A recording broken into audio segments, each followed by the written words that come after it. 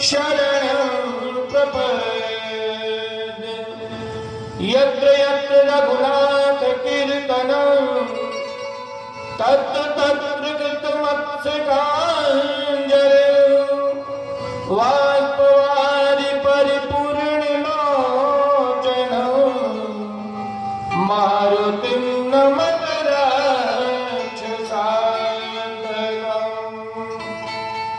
जनगणसुता जग जननी जानकी अतिशय प्रिय करुणा निधान। ताके जुग पर कमल मना जासु कृपा निर्मल मति पाए। जासु कृपा निर्मल मति पाए। जासु कृपा निर्मल मति पाए। बोलिए श्याम रामचंद्र भगवान की, वीर बजरंगबली की, बाबा विश्वनाथ की, अन्नपूर्णा मैया की, गंगा मैया की, सब संतन की, श्रीमद् देवी भागवत ज्ञानी यज्ञ की, समस्त देवी देवता प्रतिष्ठा महायज्ञ की। नमः पार्वती पते हर हर महादेव।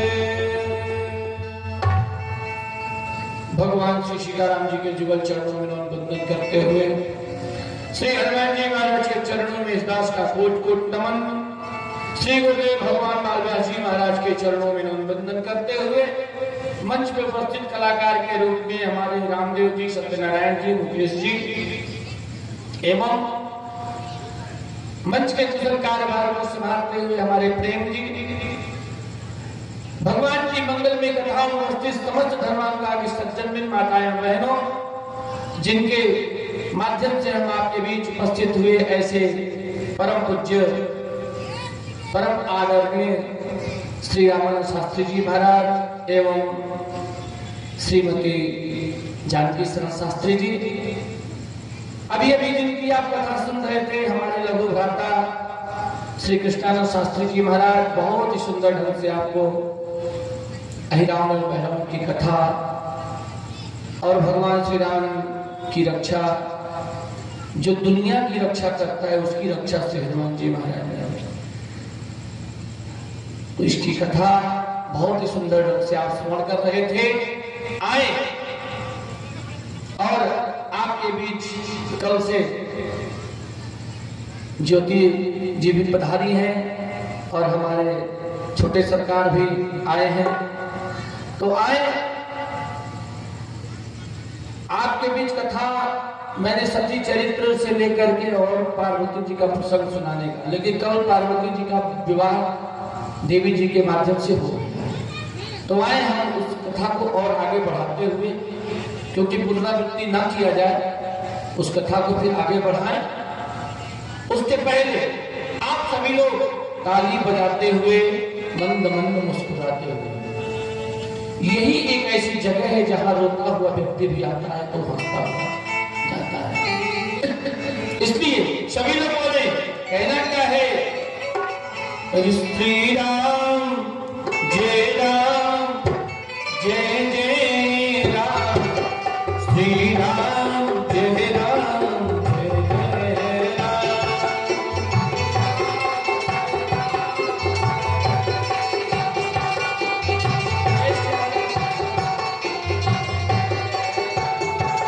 श्री राम जय राम जय जय राम, श्री राम जय राम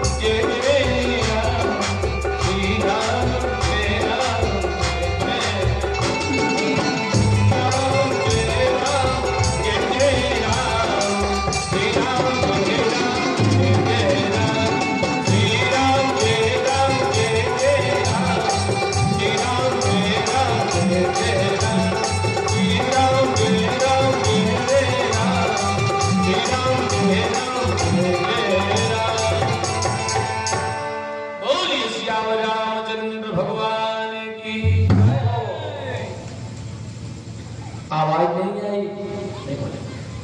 बोलिए शक्ति भक्ति से वीर बजरंग बली की। थोड़ा सा अभी टी बाबा सोए हुए, थोड़ा सा बोलिए शक्ति भक्ति से दुर्गा भैया की। साधुवाद। देखिए यहाँ की माताएं तो कुछ बोल भी लेती हैं, हमारे तरफ की माताएं कुछ नहीं बोलती। लाभ कहो भैया, नहीं नहीं महाराज जी ठीक है, आप अपनी कथा कहो, हम लोग को अपनी कथा धीरे धीरे कहेंगे। लेकिन यहाँ की माताएं, हमारे भैया लोग बहुत ही अच्छे आए।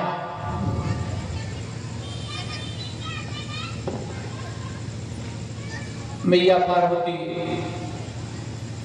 का जन्म, मैया पार्वती का विवाह, महारानी पार्वती जब विवाह करके आई, भगवान शिव हिमालय में पहुंचे और पहुंचने के बाद स्थिति क्या हुई? भगवान शिव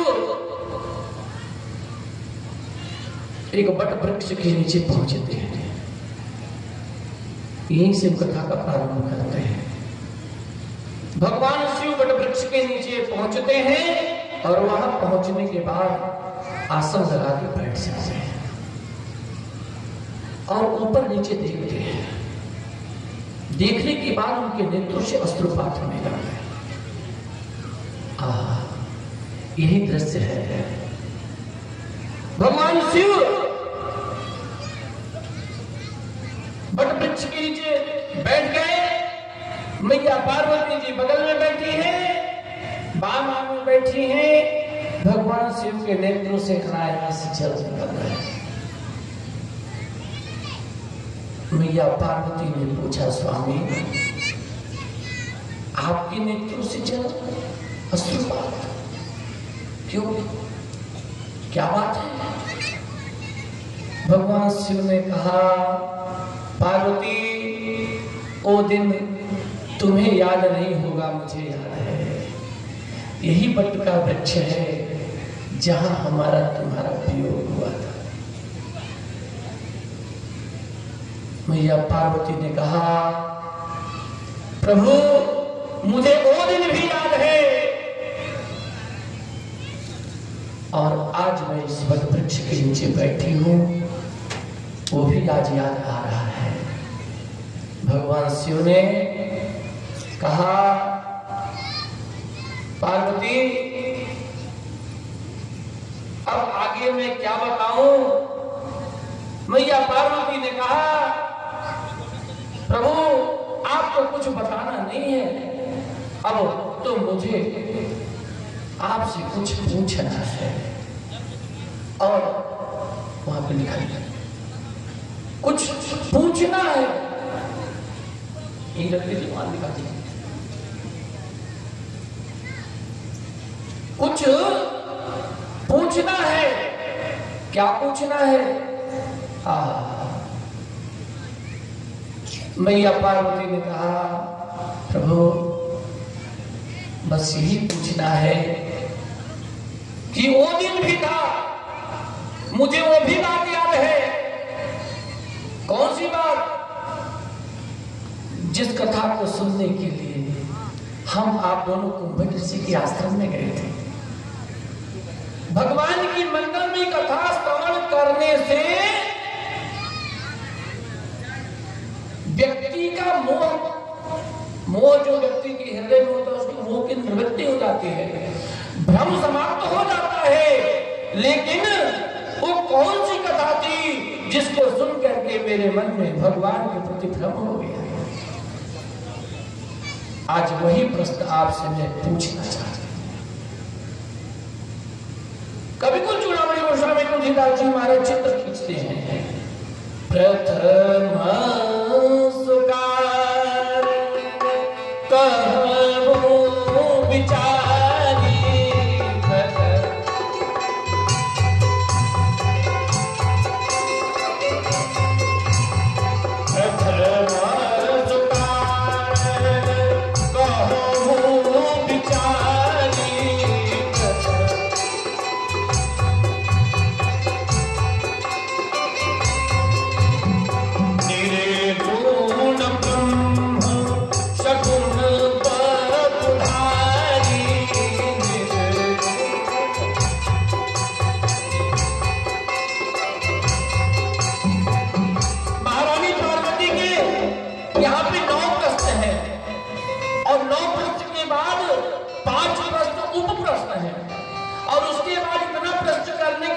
मैया पार्वती ने कहा कि प्रभु हे मेरे स्वामी, आप कौन हैं? विश्वनाथ ममनाथ पुरारी, त्रिभुवन महिमा विदित तुम्हारी। इसलिए हे नाथ, लिखा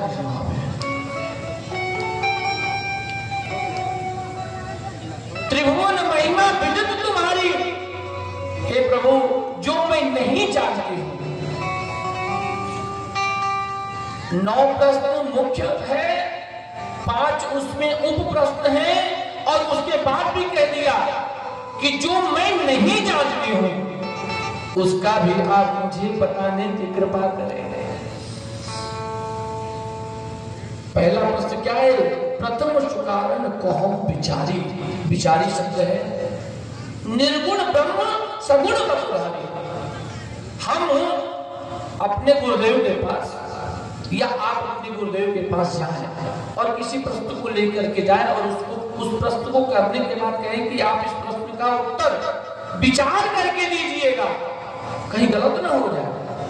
इसका मतलब क्या है? मैया पार्वती जी कहना चाहती हैं कि स्वामी, जो मैं आपसे पूछना चाहती हूं आप इतना विचार करके इसका उत्तर दीजिएगा कि मुझे फिर भ्रम ना हो, मुझे फिर भगवान की मंगलमय कथा सुन करके मोह ना हो, बस मैं यही चाहती हूं। महाराज अब फिर उसने क्या कहा? दूसरा प्रश्न क्या है? पुनि प्रभु कहूं राम